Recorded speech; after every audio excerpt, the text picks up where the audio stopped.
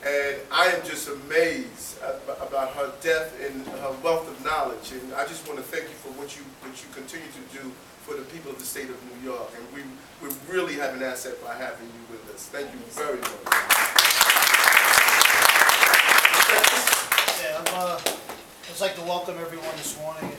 I work directly in Senator Adams' district. I come in from Crown Heights, so as you know, it's a large population.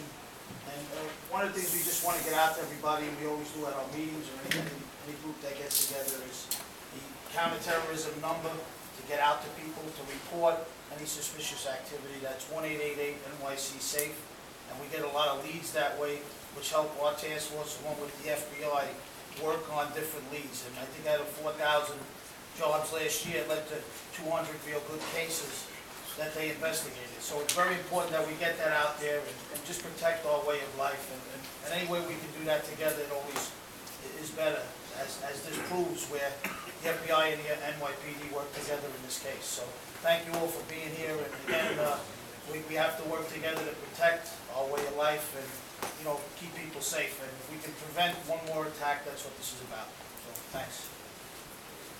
I'd like to echo those sentiments also. As the CEO of this precinct, it's a great place to work, and we have lots of interaction. The community is very, very helpful in dealing with any issue, whether it's health-related issues, whether it's security issues, no matter what the thing is. Could be helping somebody just get in and out of a locked car. This community has helped me in every sense of the word for the last 4 years, and I'm very grateful. And you know what? I would love to take everything that comes from here and bring it back to my neighborhood, because in a way I'm a little bit jealous as the way everybody here works together and makes this such a great community. And that's why it is so thriving with business and the community. People continually want to move into here. And I think it's important to note, as what the Senator mentioned, is that you can't do it one person or one group. It's a culmination of everybody together. And that's why all the agencies here in law enforcement working together have made this city the safest large city. As you know, we have not had an attack since 2001, and that's a great thing. And you know, through the efforts of everybody and the community's help, especially in this precinct, where I have over 365 different schools and schools, and it's a great place. And it's been very, very safe. We do a lot of different things. I don't want anybody to think that we do one thing. I know some people say to me, hey, can I get a dummy van out here, a ghost van over there? You know what? Once in a while we use ghost vans, but we don't do the same thing every time, because that would be counterproductive. People will watch that and understand what we do. So what we have to do is change our strategies, and it's a day in, day out. Sometimes you'll see marked cars, sometimes there'll be unmarked cars. And you know what? Sometimes we use a lot of the Sham Room and the Hatzola members here. And let me not forget Kaverian, because they also help us. So I'd like to thank everybody personally and thank the Senator for bringing this all together, because it helps each and every one of us. Thank you. Thank you very much. First of all, it's a pleasure to be here today with all of you. And I want to applaud and commend Senator Adams for arranging this gathering. I've had the privilege of meeting Senator Adams prior to my appointment as director, January 29th of this year, when I worked for the FBI for a number of years. And Senator Adams is a person that truly cares about the community, truly cares about all of you, and not only his district, the city, but the people in the state. And every time I meet Senator Adams, the first thing he mentions to me is, "Is my community safe? My people safe? What do you know about this terrorism threat? Anything you can provide to me, I would be very gracious for the information." But he's truly a leader, and he's very passionate about this terrorism, this war against terrorism, and I commend him for all his hard work. Two people that are with me today from my office, as mentioned, is Terry Swartz. She's the assistant director in charge of the intelligence division for New York State. Terry has been with Homeland Security since 2002. Prior to that, she was with the FBI. She had a very outstanding career working in counterintelligence work, and did a very, very outstanding work contributing to the mission of the FBI and to our country. Jim Sherry has been with our office for about a year. Jim is our chief counsel and attorney, and Jim has been with us for about 1 year. Prior to that,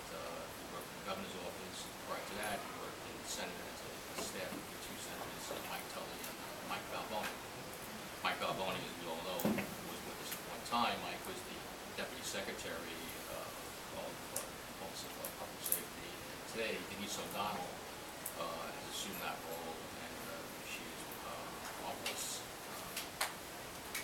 now.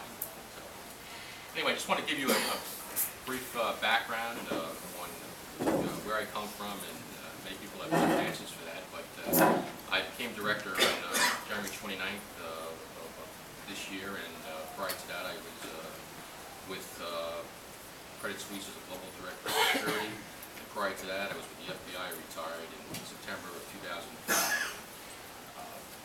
15 years of my time with the FBI I spent in counterterrorism division in New York City as a special agent, as a supervisor special agent, as an assistant special agent in charge. And during that time I had the opportunity to work many high-profile terrorism investigations. I was fortunate enough to be one of the two case agents on the first Trade Center case back in 1993. I worked on the U.S. Embassy bombings in Africa in '98, and the Cole bombing in the year 2000. And working those investigations really gives you a different perspective and an understanding that we are facing a ruthless enemy, an enemy that truly, truly hates us and will go to any means to destroy our way of life. And having worked these cases and traveled overseas, I had the opportunity to visit many people that were injured at these scenes, and I also was able to visit a number of the bomb factories where these individuals would assemble these explosive devices.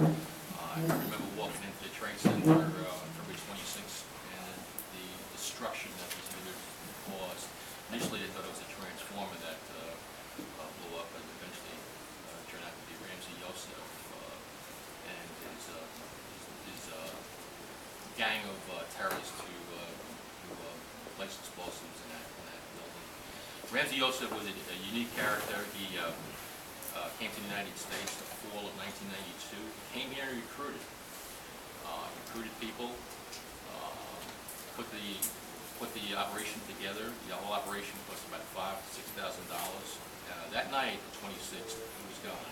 He got on a plane and flew to Pakistan, and he left behind his cohorts. Those individuals were eventually arrested. Ramsey was arrested a few years later in Pakistan in '95. But these individuals, Ramsey Yosef of the world, they're operatives. They recruit people, and their mission is to go out and recruit people for their cause. Another case that really had an effect on me was the '98 embassy bombings in East Africa, and I was over there and I spent many, many months over there on a vacation both in Tanzania and Nairobi. And it's just it's very sad to see people that were not only died in that event but were injured. And I remember there was a number of people that lost their sight because of the impact of the explosive device, how the shroud of glass moved so quickly through the air that they didn't have the time to close their eyes. And these are the effects of these people who are looking to destroy our